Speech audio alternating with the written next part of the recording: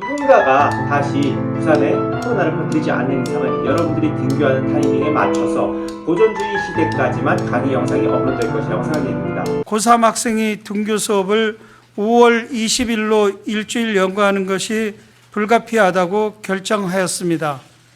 따라서 고3 이외 학년의 등교 일정은 일주일 수년합니다.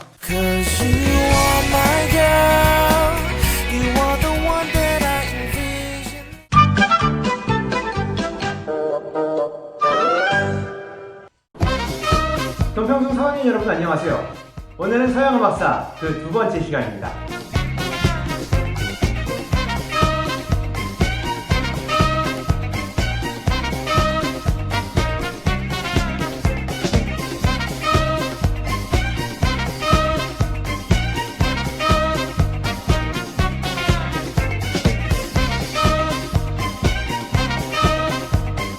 지난 시간 우리는 17세기 유럽의 사회와 바로크 음악에 대해서 알아봤습니다. 17세기 사회는 절대 왕정의 시기였고 그로 인해 음악은 이러한 특징이 나타나게 되었죠. 17세기 사회적 배경이 음악에 영향을 미친 인과관계가 잘 기억이 나지 않는다면 지난 시간 강의 영상을 한 번만 더 보시고서 복습을 해주시기 바랍니다. 그리고 우리는 바로크 시대의 대표적인 작곡가 3명을 만나보았는데요.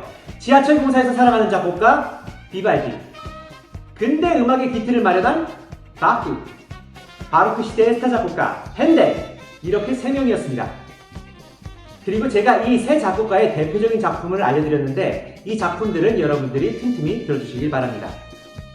자, 그럼 지금부터 17세기를 지나 18세기 고전주의 음악에 대해서 다 함께 알아보도록 하겠습니다.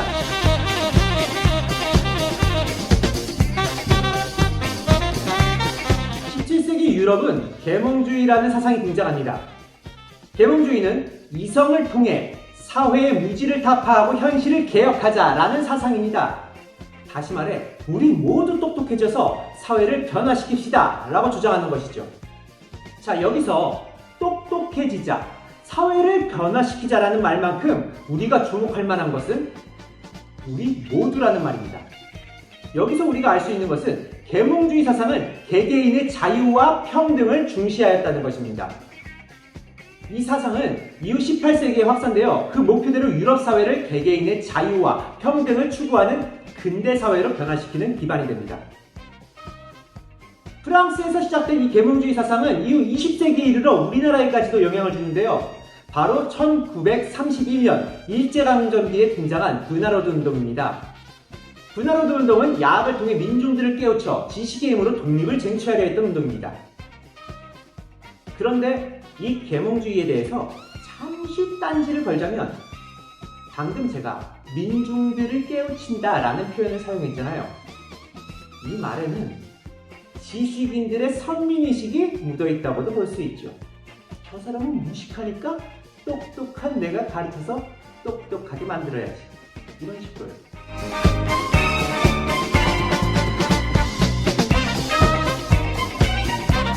18세기 프랑스 사회는 큰 경제 불황으로 많은 사람들이 힘들었습니다.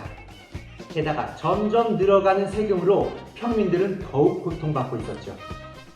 하지만 이러한 상황 속에서도 궁정 사람들은 여전히 호화로운 생활을 누리고 있었습니다.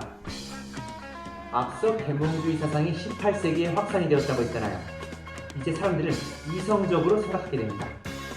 저 왕과 귀족이라는 작자들은 눈 두 개, 코 하나, 입 하나 달린 나와 똑같은 사람인데 왜 저 사람들은 저렇게 사치스럽게 살고 나는 이렇게 힘들게 살지?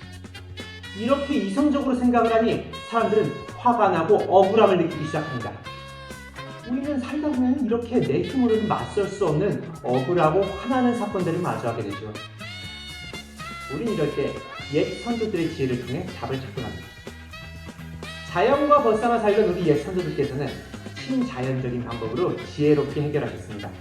바로 죽창입니다. 하지만 지난 시간 말씀드렸던 과학혁명으로 인해 유럽 사람들은 보다 과학적인 방법을 선택하는데요.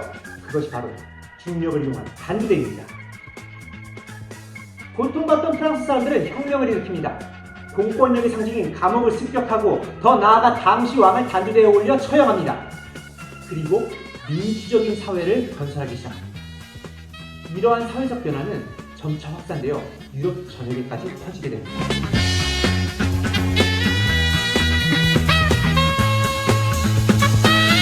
여러분들은 왜 18세기 음악을 고전주의 음악이라고 부르는지 궁금해한 적이 있나요? 고전이라면 분명히 오래전에 만들어진 것을 의미하는데 18세기 이전의 음악을 고전주의 음악이다 라고 부르진 않잖아요. 18세기 음악을 고전주의 음악이라고 부르게 된 데는 고대 그리스, 로마 작품들과 연관이 있습니다. 18세기 사람들은 고대 그리스, 로마의 예술작품에 나타나는 조화와 균형, 그리고 형식 및 통일성을 이상적으로 생각하고 추구하였습니다. 즉, 고대 예술의 정신을 계승한다는 의미로 고전주의라고 부르게 된 것입니다. 그럼 이 고전주의 음악에 대해서 본격적으로 알아봅시다.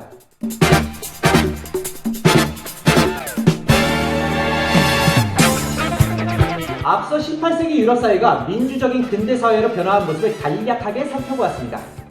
이제 이러한 사회적 배경이 음악에 어떻게 영향을 미쳤는지 함께 알아봅시다. 고전주의 음악을 설명하는 키워드는 바로 대중화입니다.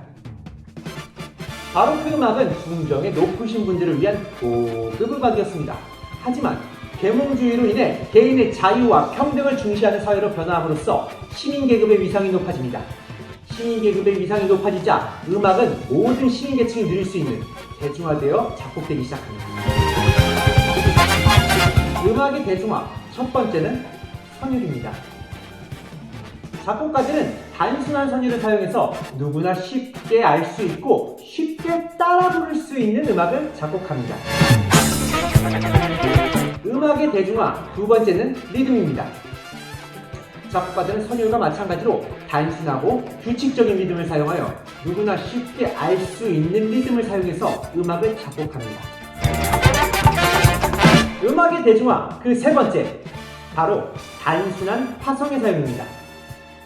기본적인 주요사 마음인 으뜸마음, 딸리마음, 버금딸리마음을 위주로 작곡해서 남녀노소 쉽게 따라 부를 수 있고 쉽게 연주할 수 있는 음악이 작곡됩니다. 음악의 대중화, 그 네 번째, 공공연주의 활성화입니다. 바로크 시대까지는 높으신 분들을 위해 연주되던 음악 연주회가 대부분이었습니다. 하지만 이 시기부터 모든 시민들이 감상할 수 있는 공공연주회가 활성화되었습니다.